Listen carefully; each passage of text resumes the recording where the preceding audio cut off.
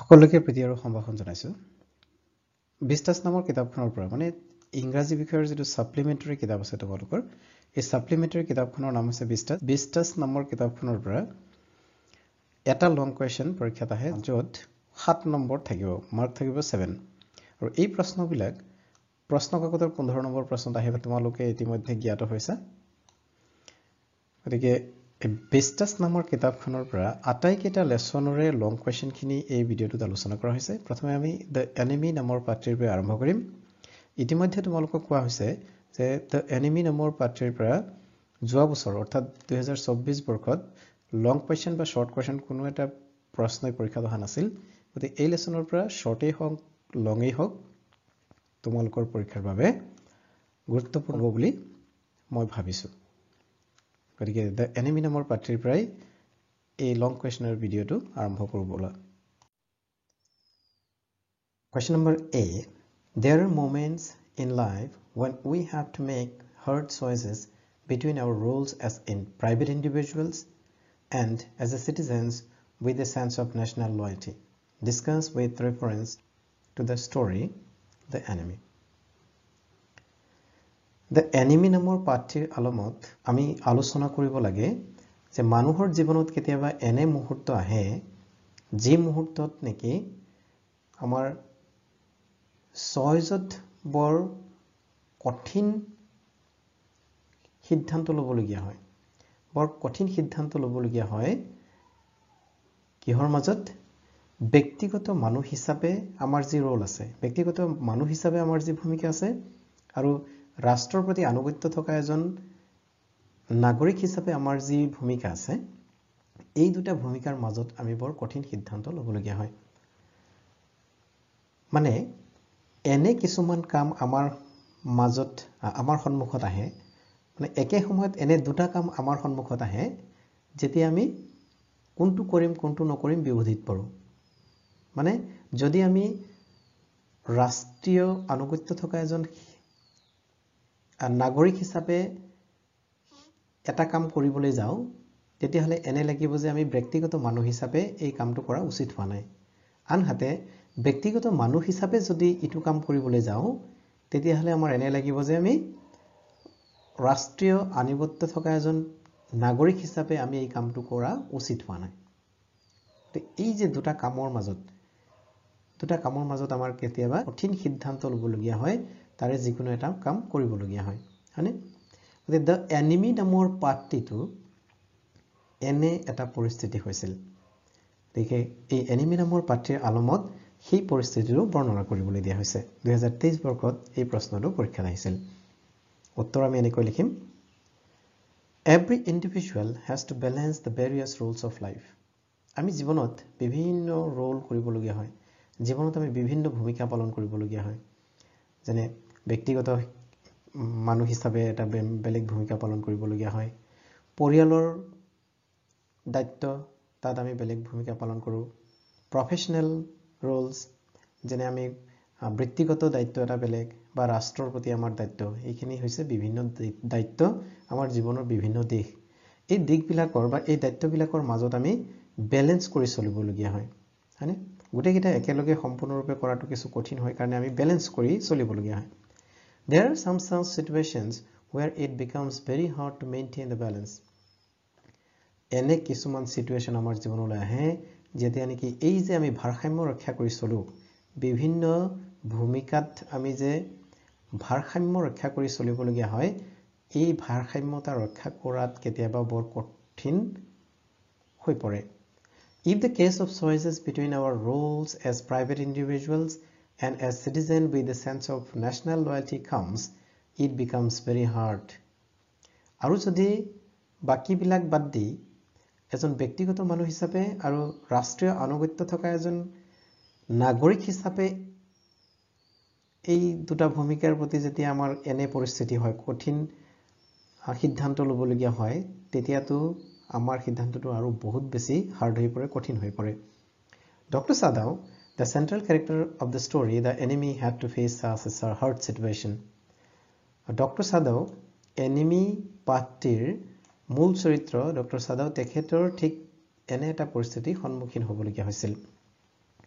One morning, Dr. Sadow's wife Hannah noticed a severely wounded American soldier near their house. এদিনাখন ৰাতিপুৱা doctor সাদাও হকিৰ পত্নী হানায়ে এজন American আঘাতপ্ৰাপ্ত সৈনিকক ঘৰৰ ওচৰতে দেখা পাইছিল। Japan and America were enemy countries, আৰু জাপান আৰু আমেৰিকা আছিল শত্ৰু ৰাষ্ট্ৰ। ডক্টৰ সাদাও জাপানৰ মানুহ আৰু কাক দেখা পাইছিল? এজন আমেৰিকান সৈনিকক দেখা পাইছিল। গতিকে এতিয়া আমেৰিকান সৈনিকজন কেনে আছিল? সিভিয়াৰলি wounded, বহুত বেয়াকৈ আঘাতপ্ৰাপ্ত আছিল, বেছিকৈ আঘাতপ্ৰাপ্ত আছিল। Doctor Sadao was in conflict of duties. এতিয়া ডক্টৰ সাদাও নিজৰ কৰ্তব্যৰ এনে এটা কঠিন সিদ্ধান্তৰ মুখামুখি হ'ব লগা হৈছিল। মানে কি কৰিব তেওঁ বুজি পোৱা নাই যে তেওঁ কি কৰিব। কনফ্লিক্ট অফ ডিউটিছ আছিল, কোনটো কাম কৰিলে ভাল হ'ব, কোনটো কৰিলে বেয়া হ'ব, তেনে অৱস্থা হৈছিল। As a doctor, it was his duty to maintain professional ethics for the sake of anything. Doctor হিচাপে তেওঁৰ প্ৰফেশ্যনেল এথিক্স হৈছে বাকী যিয়েই নহওক এজন ৰোগীক প্ৰথমে সুস্থ কৰি তোলাটোৱে হৈছে ডক্টৰ হিচাপে তেওঁৰ professional ethics. On the other hand, আনহাতে he was a patriot too. তেখেত এগৰাকী দেশপ্ৰেমিক ব্যক্তি আছিল। He knew that giving shelter to an enemy soldier was a crime. তেওঁ এইটো জানিছিল যে শত্ৰু ৰাষ্ট্ৰৰ সৈনিকক ঘৰত আশ্ৰয় দিয়াটো এটা অপৰাধ হয়। গতিকে তেওঁ কি কৰিব? তেওঁ কনফ্লিক্ট অফ ডিউটিছত পৰিছিল। তেওঁ এনে এটা হাৰ্ড চইচৰ সন্মুখীন হ'বলগীয়া হৈছিল, কঠিন পচন্দৰ সন্মুখীন হ'ব লগা হৈছিল। এতিয়া কোনটো তেওঁ কৰিব? Though finally Dr. Sadao treated the American soldier, যদিও ডক্টৰ সাদাৱে ফাইনেলি কি কৰিছিল? এই সৈনিকগৰাকীক শুশ্ৰূষা কৰাটোৱেই তেওঁ পছন্দ কৰিছিল বা সেইটোৱে কৰিছিল। When the American soldier recovered, he informed about it to the general and began a baked punishment for the crime of giving shelter to an American soldier. আৰু তেওঁ আমেৰিকান সৈনিকজনক সুস্থ কৰাৰ পিছত জাপানৰ সেনাবাহিনীৰ জেনেৰেলজনক তেওঁ জনাইছিল যে এনে এটা অপৰাধ তেওঁ কৰিছে, আমেৰিকান সৈনিক এজনক তেওঁ ঘৰত শুশ্ৰূষা কৰিলে, আৰু গতিকে তাৰ বাবে যি শাস্তি দিয়ে সেইখিনি মূৰ পাতি ল'ব বুলি ডক্টৰ সাদাও হকিয়ে জনাইছিল। Thus, he tried to maintain the best possible balance. আৰু এনেকৈয়ে তেওঁ তেওঁৰ কৰ্মৰ এই দুটা কামৰ ভিতৰত তেওঁ বেষ্ট পচিবল বেলেঞ্চ, আটাইতকৈ বেছি সম্ভৱপৰ ভাৰসাম্য ৰক্ষা কৰিবলৈ যত্ন কৰিছিল। Write a character sketch of Dr. Sadao Hockey as depicted in The Enemy. Answer আমি এনেকৈ লিখিব পাৰোঁ। The character sketch of Dr. Sadao Hockey can be discussed as follows. Dr. Sadao is the central character in the story. He is an eminent and skilled doctor, a scientist who is working on a research about wounds. He is one of the best physicians of Japan, and that is why he was very much trusted by the general. The general, who suffers from some sort of physical condition, needed him so much that he didn't send Dr. Sadao to battlefield so that he, the general, can be always safe. He was a true Japanese and didn't propose Hannah until he was sure that she was Japanese too. As a doctor, he was very professional and maintained professional ethics for the sake of anything. He didn't mind to treat an American soldier where his wife Hannah cooperated him. He was a patriot too. When the American soldier recovered, he informed about it to the general and begged punishment for the crime of giving shelter to an enemy soldier. Thus the characters of Dr. Sadao has been described. So here Dr. Sadaoৰ characterটো এনেদৰে বৰ্ণনা কৰিছে যে doctor সাদাও হৈছে এই ষ্টৰিটোৰ central character. তেখেত এগৰাকী খুব ভাল চাৰ্জন আৰু চাইণ্টিষ্ট আছিল। তেখেত ইমানেই ভাল ডক্টৰ আছিল যে জেনেৰেলগৰাকীয়ে তেখেতক সদায় লগত ৰাখিবলৈ যত্ন কৰিছিল, আনকি যুদ্ধক্ষেত্ৰলৈও সৈনিকসকলক শুশ্ৰূষা কৰিবৰ কাৰণে, চিকিৎসা কৰিবৰ কাৰণেও পঠাই দিয়া নাছিল। নিজৰ জাপানীজ জাতিৰ প্ৰতি খুব আনুগত্য আছিল, আৰু সেইবাবে হানা নামৰ ছোৱালীগৰাকীক যেতিয়া দেখি আমেৰিকাত মুগ্ধ হৈছিল, মুগ্ধ হোৱাৰ পিছতো কিন্তু যেতিয়ালৈকে জনা নাছিল যে তাই জাপানীজ তেতিয়ালৈকে প্ৰপ'জো কৰা নাছিল ডক্টৰ হিচাপে তেখেতে প্ৰফেচনেল এথিক্সখিনি খুব ভালকৈ মানিছিল যিকোনো মূল্যৰ বিনিময়ত প্ৰফেচনেল এথিক্সক বাদ দিয়া নাছিল আৰু সেইভাবে হয়তো শত্ৰু ৰাষ্ট্ৰ আমেৰিকাৰ সৈনিক এগৰাকী কিন্তু তেওঁ ভালকৈ শুশ্ৰূষা কৰি সুস্থ কৰিছিল আৰু পেট্ৰিয়টো আছিল কিয়নো তেখেতে এই শত্ৰু ৰাষ্ট্ৰৰ সৈনিকগৰাকীক সুস্থ কৰাৰ বিনিময়ত যি ক্ৰাইম কৰিছিল বুলি ভাবিছিল সেই বিষয়ে জেনেৰেল গৰাকীক জনাইছিল আৰু কৈছিল যে মই ক্ৰাইম কৰিছো গতিকে তাৰ বাবে পানিশমেণ্ট বিচাৰিছিল গতিকে ডক্টৰ সাধু এগৰাকী খুব ভাল ব্যক্তিত্বৰ সফল ডক্টৰ আৰু দেশপ্ৰেমিক হিচাপে ইয়াত বৰ্ণনা কৰা হৈছে write a character sketch of general based on the enemy enemy লেসনৰ আধাৰত জেনাৰেলৰ ক্যাৰেক্টাৰটো বৰ্ণনা কৰিব দিছে the character of the general can be discussed as follows The general is one of the major character in the story the enemy story tour jike goraki major character ase tar bitorat general hoy he is a bit aged a sickly man suffering from some medical condition tekheto goraki kisu boyokhial sickly man hogonai bemarajot bhugi thoka egoraki byakti he is a bit selfish and so did not send Dr. Sadhu one of the best doctor to the battlefield to treat the wounded soldiers নিজে কিছু shellfish হোৱাৰ বাবে স্বাৰ্থপৰ হোৱাৰ বাবে যুদ্ধক্ষেত্ৰত সৈনিকসকলৰ প্ৰয়োজন হোৱাৰ সত্ত্বেও ডক্টৰ সাধক কিন্তু তালৈ পঠোৱা নাছিল নিজৰ লগতে ৰাখি থৈছিল he kept Dr. Sadhu with him so that he can be safe all the time he didn't make any serious decision against Dr. Sadhu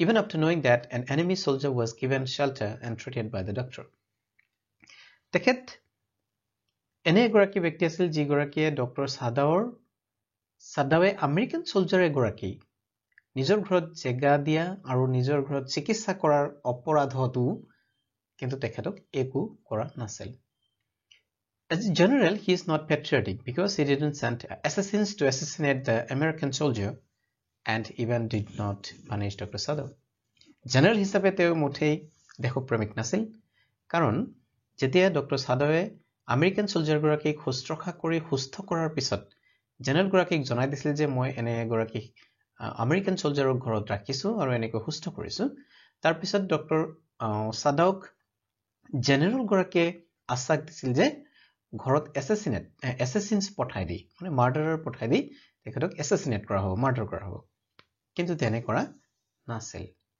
As a human being it can be interpreted either as a kind-hearted man or a careless man মানুহ হিচাপে তেখেতক এগৰাকী kind hearted দয়ালু নাইবা careless man হিচাপে আমি ধৰি ল'ব পাৰো he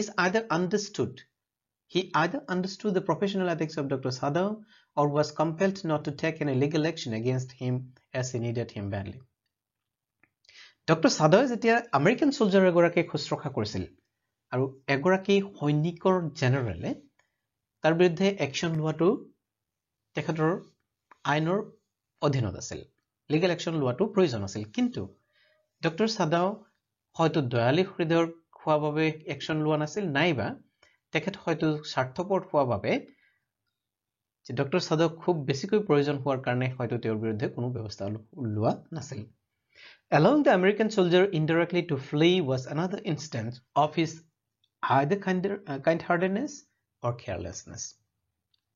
American soldier গৰাকীক indirectly পলাবলৈ সুবিধা দিয়াটো তেখেতৰ হয়তো দয়ালু হৃদয়ৰ পৰিচয় নাইবা তেখেতৰ কেয়াৰলেছনেছৰ পৰিচয় হ'ব পাৰে আমি এনেকৈ এই কথাখিনি বুজিব পাৰোঁ এবাৰ আমি হাতত লৈছো মাঘ বিহু আৰু মাঘৰ দুমাহী নামৰ পাত্ৰীৰ লং কোৱেশ্চনখিনি এই লেসনৰ পৰা 2023 বৰ্ষত আৰু 2024 বৰ্ষত লং কোৱেশ্চন পৰীক্ষাত অহা নাছিল গতে যোৱা দুটা বছৰ লং কোৱেশ্চন এই লেসনৰ পৰা পৰীক্ষাত অহা নাছিল গতে 20 আৰু 22 এই দুটা বছৰ এই প্ৰশ্নটো পৰীক্ষাত আহিছিল অৱশ্যে পৰীক্ষাত নহা প্ৰশ্ন দুটাও ইয়াত আলোচনা কৰি দিয়া হৈছে কিয়নো 23 আৰু 24 বৰ্ষত যেহেতু প্ৰশ্ন লং কোৱেশ্চন এই লেসনৰ পৰা অহা নাছিল গতে 25 ৰ বাবে হয়তো ইম্পৰ্টেন্ট হ'ব তাৰ কাৰণে ইম্পৰ্টেন্ট বুলি ভাবি এই প্ৰশ্নটোৰ লগতে আৰু দুটা প্ৰশ্ন ইয়াত আলোচনা কৰি দিয়া হৈছে এই প্ৰশ্নটো কি কৈছে উৰুকা সেলিব্ৰেশন সম্পৰ্কে মাঘ বিহুৰ এটা ইম্পৰ্টেন্ট পাৰ্ট হৈছে উৰুকা আৰু এই উৰুকা কেনেকৈ সেলিব্ৰেট কৰা হয় সেই বিষয়ে প্ৰশ্ন সোধা হৈছে Answer এনেকৈ হ'ব the celebration associated with Uruka the important part of Magh Bihu has been described below. Uruka কেনেকৈ celebrate কৰা হয় কেনেকৈ উদযাপন কৰা হয় তাক তলত আলোচনা কৰা হ'ল Bihu is one of the major festivals of Assam. Bihu হৈছে অসমৰ আটাইতকৈ গুৰুত্বপূৰ্ণ ফেষ্টিভেল বিলাকৰ ভিতৰত পৰে Magh Bihu or Bhogali Bihu is the Bihu of enjoyment. Magh Bihu বা Bhogali Bihu হৈছে enjoymentor Bihu বা আনন্দৰ Bihu It is celebrated in the month of Magh, the middle of January. আৰু এই Magh Bihu Magh মাহত বা জানুৱাৰী মাহৰ মাজভাগত পালন কৰা হয় Uruka is an important part of Magh Bihu. Uruka হৈছে এই Magh Bihur এক গুৰুত্বপূৰ্ণ অংশ It is held on the eve of Magh Bihu. Magh Bihur প্ৰাক সন্ধ্যা বা আগনিশা এই Uruka পালন কৰা হয় The day is the preparation day for the women for the next day and they prepare jira, pitha, laru, curd, etc. সিদিনাখনেই হৈছে বিহুৰ বাবে প্ৰস্তুতি লোৱাৰ দিন মহিলাসকলে বিশেষকৈ চিৰা পিঠা লাৰু আদি প্ৰস্তুত কৰাত ব্যস্ত থাকে People enjoy feast with fish and meat at that night either with family or with community ৰাইজেও মাছ মাংসৰে এসাঁজ হয় পৰিয়ালৰ লগত নহলে চুবুৰীয়াৰ লগত এসাঁজ তৃপ্তিৰে খায় One of the important core of Uruka is to build mazis, temple-shaped structures, and bhelaghars, hut-like structures. Urukar আন এটা গুৰুত্বপূৰ্ণ বিষয় হৈছে মেজি আৰু ভেলাঘৰ সজা হয় Some cohorts enjoy feast in the bhelaghars. ভেলাঘৰত উৰুকাৰ ভোজ পতা হয় Next day, the mazis and velaghars are put on fire with some traditional rituals in the name of Agnidev, god of fire. পিছদিনাখন ৰাতিপুৱা অগ্নি দেৱতাৰ নামত এই ভেলাঘৰ আৰু মেজিত অগ্নি সংযোগ কৰা হয় 2 নম্বৰ long question এই লেসনৰ Describe the different kinds of sports and martial games associated with the Magh Bihu. How did the young people in earlier times prepare themselves for it?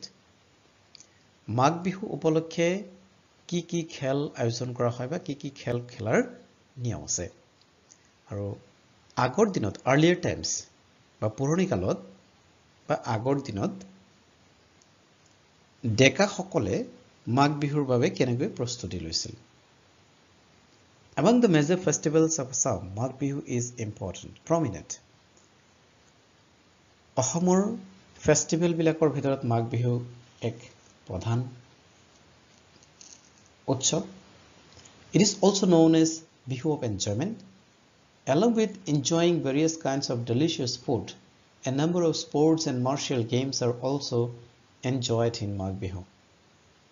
বিভিন্ন প্ৰকাৰৰ সুস্বাদু খাদ্য প্ৰস্তুত কৰাৰ লগতে এই বিহুৰ আন এক গুৰুত্বপূৰ্ণ বৈশিষ্ট্য হৈছে বিভিন্ন ধৰণৰ খেলৰ আয়োজন Interesting games like wrestling, racing, jumping, buffalo fighting, tekeli bhonga, roaster fighting and egg fighting are associated with the Magh Bihu.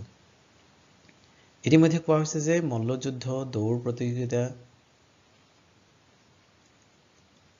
Jump buffalo fighting মহ যুঁজ টেকেলি ভঙা বুলবুলি চৰাই যুঁজ কণী যুঁজ আদিবিলাক Magh Bihur লগত সম্পৰ্কিত It is to be noted that nowadays animal fighting is not allowed আজিকালি animal fighting allow কৰা নহয় মানে বন্যপ্ৰাণীৰ যুঁজ বিলাক আজিকালি বেন কৰা হৈছে In older times, some martial games like sword play and javelin throwing were deep customs of Magh Bihu. পুৰণি কালত বা আগৰ দিনত javelin throwing আৰু sword playing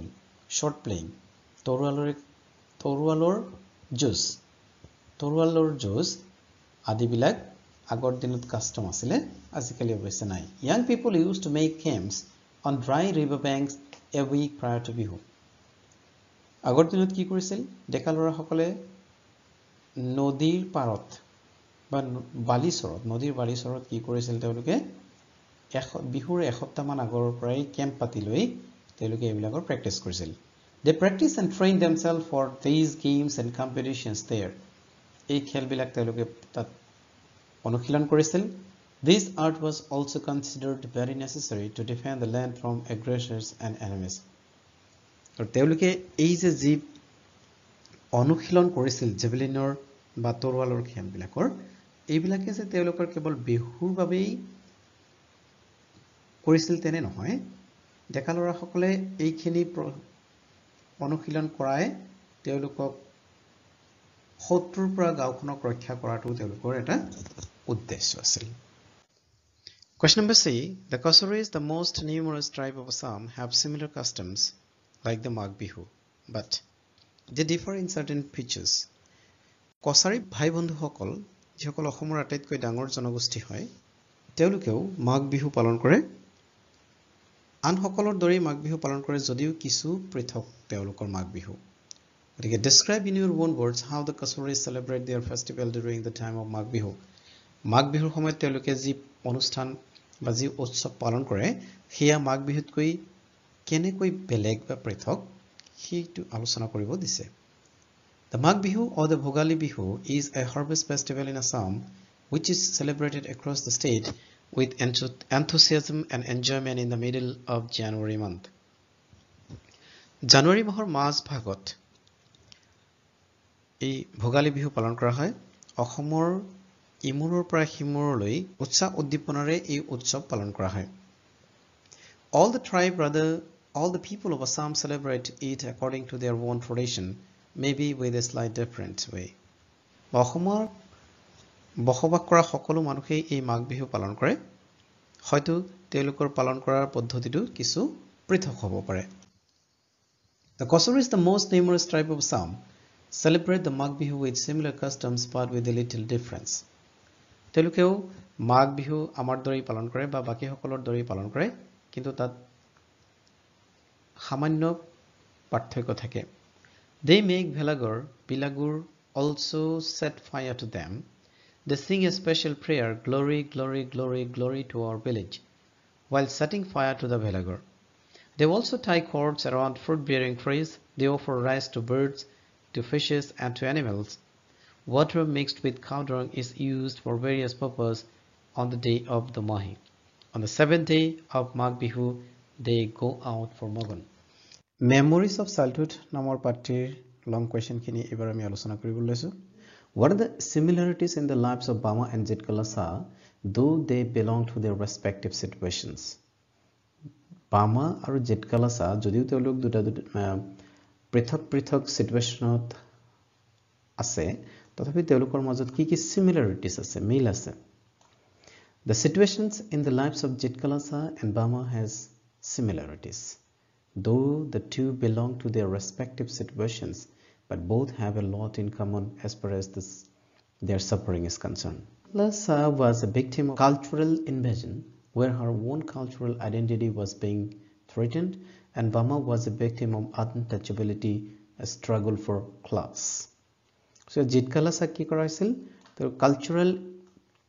কালচাৰালি টৰ্চাৰ কৰা হৈছিল আৰু বামাক socially untouchable বুলি কোৱা হৈছিল Jitkalasa's long hair was cut against her will Jitkalasar দীঘল চুলি কটাই দিয়া হৈছিল against her will protest and tradition ইচ্ছা তাৰ প্ৰতিবাদ আৰু তাৰ পৰম্পৰাৰ বিৰুদ্ধে গৈ Jitkalasar চুলি কটাই দিয়া হৈছিল She felt anguished and indignant. যথেষ্ট অপমানিত বোধ কৰিছিল She felt like an animal where there were none to help even to console her. নিজকে বলিখালত নিয়া পথাৰ দৰে বা জন্তুৰ লগত তুলনা কৰিছিল য'ত কোনো খান্তনা দিয়া মানুহ নাথাকে Bama belonged to Tamil Indian who was considered as Dalit. Bama Tamil Indian আছিল Dalit বুলি consider কৰা হৈছিল She was not allowed to meet with the upper caste people. উচ্চ শ্ৰেণীৰ লোকৰ লগত মিলামিছা কৰিবলৈ দিয়া হোৱা নাছিল They were not allowed to touch food items which are meant for upper class people. উচ্চ ক্লাছৰ ব্যক্তিসকলৰ বাবে যদি খাদ্য সামগ্ৰী নিয়া হয় সেইখিনি স্পৰ্শ কৰিবলৈও দিয়া হোৱা নাছিল social discrimination was dominant in her society. তেখেতৰ সমাজত social discrimination যথেষ্ট পৰিমাণে দেখা গৈছিল. Both Jitkalasa and Bama fought the existing circumstances with great courage and determination and ended up the prejudice, discrimination and oppression. 2020 চনত অহা আৰু এটা প্ৰশ্ন, compare and contrast the stories of Jitkalasa and Bama. So compare or contrast যেতিয়া আমি কৰিম Bama আৰু Jitkalasar প্ৰশ্নৰ, তেতিয়া হি আগত ইতিমধ্যে আলোচনা কৰি অহাটোৰ নিচিনাই হ'ব, সিমিলাৰিটিজ খিনি ইয়াত আহিব আৰু ইয়াত খালি সিমিলাৰিটিজ থকাৰ লগতে ডিফাৰেন্সেস খিনিও লগতে থাকিব. গতিকে সিমিলাৰিটিজ আৰু ডিফাৰেন্সেস খিনি যদি আমি একেলগে আলোচনা কৰি দিওঁ তেতিয়াহ'লে কম্পেয়াৰ এণ্ড কন্ট্ৰাষ্ট হৈ যাব. গতিকে এই প্ৰশ্নটোৰ মই ভাবো খুব বেছি বৰ্ণনা কৰাৰ প্ৰয়োজন ইয়াত নহ'ব চাগে, কিয়নো এই সম্পৰ্কে যেটো সিমিলাৰিটিজই বেছি, গতিকে সিমিলাৰিটিজ খিনি ইতিমধ্যে আলোচনা কৰা হৈছে নহয় জানো. Discuss the form of discrimination projected in the nations of Jitkalasa and Bama. 2018 চনত অহা প্ৰশ্নটো আছিল Jitkalasa আৰু Bamaৰ কাহিনী দুটাত কি ডিসক্ৰিমিনেশনৰ কথা দেখুওৱা হৈছে. In the narrations of Jitkalasa and Bama, social discrimination is clear. So long question তিনিটা প্ৰায় একে ধৰণৰে আৰু সেইকাৰণে ওয়াৰ্ডিং খিনি অলপ ইফাল সিফাল কৰি কিছু ওয়াৰ্ড বিলাক সেম ৰখা হৈছে যাতে তোমালোকৰ মনত ৰাখিবলৈ সুবিধা হয়, সেইভাবে তেনেকে দিয়া হৈছে. সো ইয়াত কিছু কমন ওয়াৰ্ডও পাবা. In the narrations of Jitkalasa and Bama, social discrimination is clear. দুইটা কাহিনীতে social discrimination স্পষ্ট ৰূপে দেখা গৈছে. Though the two stories are based on two distinct cultures, both have a lot in common as far as their suffering is concerned. Jitkalasa was a victim of cultural invasion. In the story of Jitkalasa, she was forcefully cut hair against her will, protest and tradition. She was ill-treated and discriminated against from the beginning of her journey. Bama was a victim of caste system. She became aware of untouchability in her childhood when she was studying in the 3rd standard. Bama was a low-caste girl and had observed that high-class people neglect them. They were not allowed to touch food items which are meant for upper-class people. Bama's experience is that of a victim of the caste system. What kind of discrimination does Jitkala's experience depict? What are their responses to their respective situations? So Bama's experience is that of a victim of the caste system. Bama caste system or boli hoisil. Eto ami itimodhye paisu je Bama kihor boli hoisil? Bama hoisil a caste system or boli. Or what kind of discrimination does Jitkalasa experience? Jitkalasa kene dhoroner সামাজিক বৈষম্যতা experience কৰিছিল. What are their responses to their respective situations? আৰু তেওঁলোকে এই সমাজৰ পৰিস্থিতি বিলাকৰ লগত কেনেদৰে মোকাবিলা কৰিছিল হেতু ইয়াত বৰ্ণনা কৰিব দিছে. সো এনে ধৰণৰ কোৱেশ্চনত তিনটা ভাগত কোৱেশ্চন আছে. তিনটা ভাগত কোৱেশ্চন থকা বিলাকক মাৰ্ক পাবলৈ সুবিধা হয় ভাঙি ভাঙি যদি লিখা হয়. So answer এনেদৰে আমি লিখিম. Bama's experience is that of a victim of the caste system in India. Bamaৰ experience কি আছিল? Bamaৰ experience আছিল ভাৰতবৰ্ষৰ caste systemৰ বলি হৈছিল. She is the Tamil girl who first did not know about the caste system but later came to know about it. Bama আছিল এগৰাকী তামিল ছোৱালী যিজনী প্ৰথমে caste system নো কি সেই সম্পৰ্কে একোৱে জনা নাছিল, কিন্তু পৰৱৰ্তী সময়ত তেওঁ জানিবলৈ বাধ্য হৈছিল. Even in her 3rd standard of school, she experienced the brutal caste system. মানে তৃতীয় শ্ৰেণীত পঢ়ি থকা সময়তেই এই caste system সম্পৰ্কে অৱগত হৈছিল. In which lower caste people were not allowed to meet with upper class people and lower class people were not permitted to touch the food items of upper class people. আৰু এই যে caste system সম্পৰ্কে অৱগত হৈছিল তাত জানিব পাৰিছিল যে lower caste মানুহবিলাকে কেতিয়াও upper caste মানুহবিলাকৰ লগত মিলামিছা কৰিব নোৱাৰে আৰু lower class মানুহসকলে upper class মানুহৰ বাবে ৰখা খাদ্য সামগ্ৰীখিনি স্পৰ্শ কৰিব নোৱাৰে. Jitkalasai experienced the discrimination in the land of Apple. আৰু আনহাতে জিতকালাসাই land of Apple মানে আমেৰিকাত তেওঁৰ এই সামাজিক বৈষম্যতা প্ৰত্যক্ষ কৰিছিল। She was a Native American. জিতকালাসাই আছিল এগৰাকী Native American. She was treated differently. তেওঁক কিন্তু differently treat কৰা হৈছিল, ব্যৱহাৰ কৰা হৈছিল। Rather brutally. দৰাচলতে brutally তেওঁক ব্যৱহাৰ কৰা হৈছিল। Her long hair was cut against her will, protest and tradition. এই শব্দকেইটা সেম ৰখা হৈছে। মানে এনে ধৰণৰ সেন্টেন্স বিলাক যাতে মনত ৰাখিবলৈ সুবিধা হয় তাৰ কাৰণে সেম ৰখা হৈছে আৰু এটো হয়। Her long hair, দীঘল চুলি কটাই দিয়া হৈছিল ইচ্ছা, প্ৰতিবাদ আৰু পৰম্পৰাৰ বিৰুদ্ধে গৈ তেওঁৰ দীঘল চুলিখিনি কটাই দিয়া হৈছিল। It was very anguishing and indignant for her. এই anguishing আৰু indignant এই শব্দ দুটাও ৰিপিট কৰা হৈছে যাতে এনে ধৰণৰ শব্দবিলাক মনত থাকিবলৈ সুবিধা হয়। ই আছিল তেওঁৰ বাবে চূড়ান্ত অপমানজনক আৰু মানসিক অশান্তিমূলক for her because her mother taught her that shingled hair was worn only by cowards. কাৰণ জিতকালাসাই সৰুৰে পৰা এটা ধাৰণা পাইছিল মাকৰ পৰা যে চুটি চুলি কেৱল কি হয় কাৱাৰ্ড সকলেহে ৰাখে। Both Jitkalasa and Bama fought the existing circumstances with courage and determination and ended the prejudice, discrimination and oppression. এই সেন্টেন্স দুটাও ৰিপিট কৰা হৈছে বা সেম ৰখা হৈছে আগৰ প্ৰশ্নবিলাকৰ লগত কিয়নো যাতে ইয়াৰ মনত ৰাখিবলৈ সুবিধা হয়। দ্য টাইগাৰ কিং বিষ্টাছ নামৰ কিতাপখনৰ টাইগাৰ কিংটোৱে তোমালোকৰ সিলেবাছত থকা লেসনবিলাকৰ প্ৰথম লেসন। ইয়াৰ প্ৰশ্নখিনি পৰীক্ষাৰ বাবে গুৰুত্বপূৰ্ণ হ'ব পাৰে বুলি ভাবি ইয়াত সন্নিৱিষ্ট কৰা হৈছে ভিডিঅ'টিত। গতিকে প্ৰথম প্ৰশ্নটো 2014 আৰু 2024 বৰ্ষত আহিছিল। Draw a character sketch of the Tiger King in your words. Tiger কিঙৰ বিষয়ে বৰ্ণনা কৰিব দিছে। The character sketch কৰিব দিছে। The character sketch of the Tiger King is discussed below. The name of the king is Jilani Jungjung Bahadur. নিশ্চয় বুজি পাইছা? He was the Maharaja of Pratibandhapuram. Pratibandhapuram তেখেতৰ ৰাজ্যৰ নাম, তেখেতৰ নিজৰ নাম হৈছে জিলানী জুংজুং বাহাদুৰ।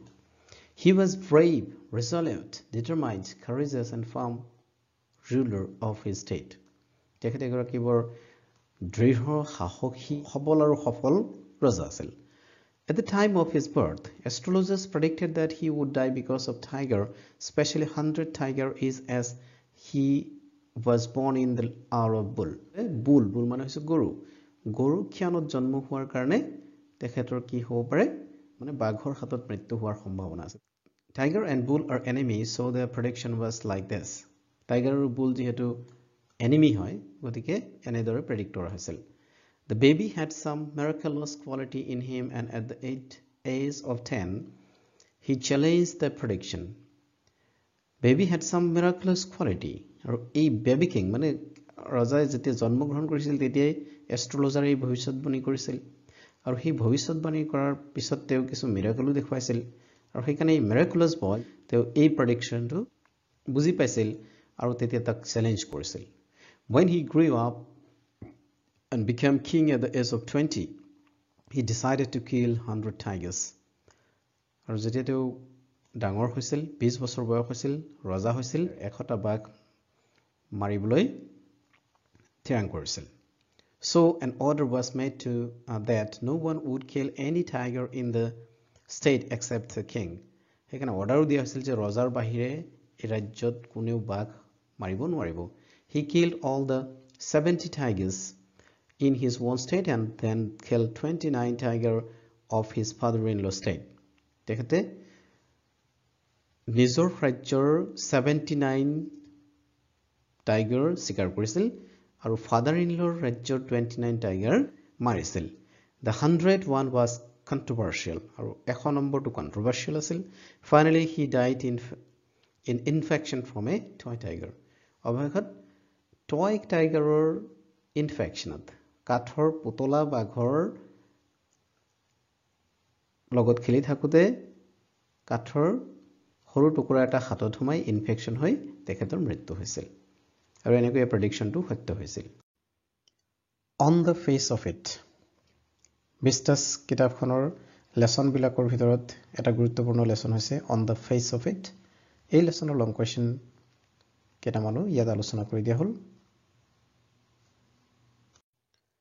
এই প্ৰশ্নটো 2016 আৰু 2019 দুটা বৰ্ষত পৰীক্ষাত ইতিমধ্যে আহি গ'ল though both Mr. Lamb and Derry suffer from a physical disability their attitudes to life are different justify the relevance of this statement with reference to the story on the face of it Mr. Lamb আৰু Derry তেওঁলোক কি কৰিছিল though both Mr. Lamb and Derry suffer from physical disabilities দুইগৰাকীয়ে physical disability ভুগিছিল শাৰীৰিক অক্ষমতাত ভুগিছিল their attitudes to life are different কিন্তু তথাপিও দুইগৰাকীৰ কিন্তু যেটো মানসিক দৃষ্টিভংগী আছিল জীৱনৰ প্ৰতি যেটো মানসিক দৃষ্টিভংগী জীৱনৰ প্ৰতি হেয়া কিন্তু বেলেগ বেলেগ আছিল পৃথক আছিল হেতু আমি বুজাই লিখিব লাগে Both Mr. Lamb and Derry suffer from physical disability ইতিমধ্যে কোৱা হৈছে Mr. Lamb আৰু Derry দুইগৰাকী শাৰীৰিক অক্ষমতাত আসলতে অক্ষমতা বুলি ক'ব নোৱাৰি মিস্টাৰ লেমৰ 3 লেগ আছিল ভৰি এটাৰ অসুবিধা আছিল আৰু ডেৰিৰ কিন্তু এসিড হে পৰিছিল মুখত এসিডে জ্বলি গৈছিল মুখমণ্ডলৰ এটা সাইড এনে ধৰণৰ অক্ষমত আছিল মিস্টাৰ লেম has a thin leg Derry has a one side burn face of acid fall but their attitude towards life is completely opposite from each other দুইগৰাকী কিন্তু তেওঁলোকৰ জীৱনৰ প্ৰতি তেওঁলোকৰ লাইফ এটিটিউড বেলেগ বেলেগ আছিল Mr. Lamb is optimistic positive a retired middle aged and thus experienced person Mr. Lamb আছিল এগৰাকী optimistic positive পজিটিভ আছিল optimistic আছিল মানে ভাল কথাবিলাক চিন্তা কৰিছিল জীৱন সম্পৰ্কে তেওঁ সকাৰাত্মক দৃষ্টিভংগী আছিল তেখেত ৰিটায়াৰ্ড হৈছিল আৰু সেইকাৰণে মিডল এজ আছিল and thus experienced person experience he knew that life is full of well and woe but one has to take only the positive side to live respectfully and peacefully তেখেতে এই কথা খুব ভালকৈ জানিছিল যে জীৱন সুখ দুখৰে নাটক নহয় জানো সুখ দুখৰে ভৰপুৰ এক নাটক নাট্য কাহিনী হৈছে জীৱন but one has to take only the positive side খিনি লৈ আমি জীয়াই থাকিব লাগিব Though he was called Lemilem by some children, yet he never mind to keep his garden gate open for them. কিছুমান ল'ৰা-ছোৱালীয়ে তেওঁক লেমিলেন বুলি জোকাইছিল কিন্তু তথাপিও সেই ল'ৰা-ছোৱালী কেইটাৰ কাৰণেও তেখেতৰ গাৰ্ডেনৰ গেট কেতিয়াও বন্ধ কৰা নাছিল বৰঞ্চ সেই ল'ৰা-ছোৱালী কেইটা গাৰ্ডেনৰ ভিতৰলৈ সোমাই আহিবলৈ তেওঁ গেট সদায় খোলা ৰাখিছিল On the other hand, Derry is a boy with one side burn face. আনহাতে ডেৰি কেনে আছিল মুখমণ্ডলৰ এটা সাইড এসিড বাৰ্ণ আছিল who is pessimistic and always saw the negative side of handicapped life তেওঁ সদায় পেছিমিষ্ট আছিল মানে নকাৰাত্মক দৃষ্টিভংগী থকা এগৰাকী ব্যক্তি আছিল নেগেটিভ দৃষ্টিভংগী আছিল he usually tried to hide himself from people so that he can get rid of painful comments সদায় নিজকে লোক সমাজৰ পৰা আঁতৰত ৰাখিব যত্ন কৰিছিল যাতে তেওঁক দেখি কোনেও বেদনাদায়ক মন্তব্য আগবঢ়াব নোৱাৰে thus both of them have different attitudes to life though suffer from physical disability দুইগৰাকী যদিও শাৰীৰিক অক্ষমতাত ভুগিছিল কিন্তু দুইগৰাকীৰে মানসিক জীৱনৰ প্ৰতি মানসিক দৃষ্টিভংগী তেওঁলোকৰ সম্পূৰ্ণ পৃথক আছিল এগৰাকী অপটিমিষ্টিক এগৰাকী পেছিমিষ্ট লাষ্ট লং কোৱেশ্চন 2015 আহিছিল এই প্ৰশ্নটো What impression do you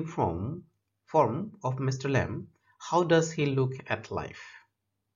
Mr. Lamb সম্পৰ্কে কি impression মানে Mr. Lamb সম্পৰ্কে আলোচনা কৰিব লাগে ইয়াত তেখেতে জীৱনৰ প্ৰতি তেওঁলোক তেখেতৰ দৃষ্টিভংগী কি আছিল Mr. Lamb is middle-aged, experienced man with positive thinking and optimistic outlook of life. He is handicapped with a thin leg which was blown away in work. His physical deformity could not deform his strong mind. যদিও Mr. Lamb physically deform আছিল কিন্তু তেওঁৰ এই physical deformity নিজৰ মনটোক deform কৰিব পৰা নাছিল He loved life people and didn't mind what people thought and spoke about him. জীৱনক ভাল পাইছিল, মানুহক ভাল পাইছিল, আৰু তেওঁৰ বিষয়ে লোকে কি মন্তব্য প্ৰকাশ কৰিছিল বা কি ভাবিছিল সেই সম্পৰ্কে তিলমানো গুৰুত্ব দিয়া নাছিল। He liked to meet people, so he used to keep his garden gate open so that anyone can enter into his garden. মানুহ ভাল পোৱা বাবে গাৰ্ডেন গেট সদায় খোলা ৰাখিছিল যাতে যিকোনো মানুহ গাৰ্ডেনত অনায়াসে প্ৰৱেশ কৰিব পাৰে। He was not fed up with painful comments against him. নিজৰ বিষয়ে আনৰ পেইনফুল কমেণ্টে তেওঁক কেতিয়াও দুখ দিব পৰা নাছিল। He didn't care comments like লেমি-লেম against him. নিজৰ বিৰুদ্ধে দিয়া লেমি-লেম কমেণ্টবিলাকো তেখেতে গুৰুত্ব দিয়া নাছিল। He was a good motivator and motivated Derry. খুব ভাল মোটিভেটৰ আছিল আৰু ডেৰী যিগৰাকী পেছিমিষ্টিক বয় আছিল এই ডেৰীকো কিন্তু মোটিভেট কৰি অপটিমিষ্টিক বনাই দিছিল। A pessimistic boy who did not like his own life due to an acid accident on his face, he was able to make Derry positive and could change his attitude towards his life. So Derek motivate কৰি pessimistic Derek motivate কৰি optimistic বনাই দিছিল। So এজন ভাল motivator হ'বই লাগিব। Thus Mr. Lamb was not only an optimistic person himself but also tried to make other optimistic. এনেকৈয়ে mister লেমে কেৱল নিজেই অপটিমিষ্টিক আছিল তেনে নহয়, আনকো অপটিমিষ্টিক হ'বলৈ যত্ন কৰিছিল আৰু সফল হৈছিল। এইকেইটাই আছিল গুৰুত্বপূৰ্ণ প্ৰশ্ন উত্তৰ।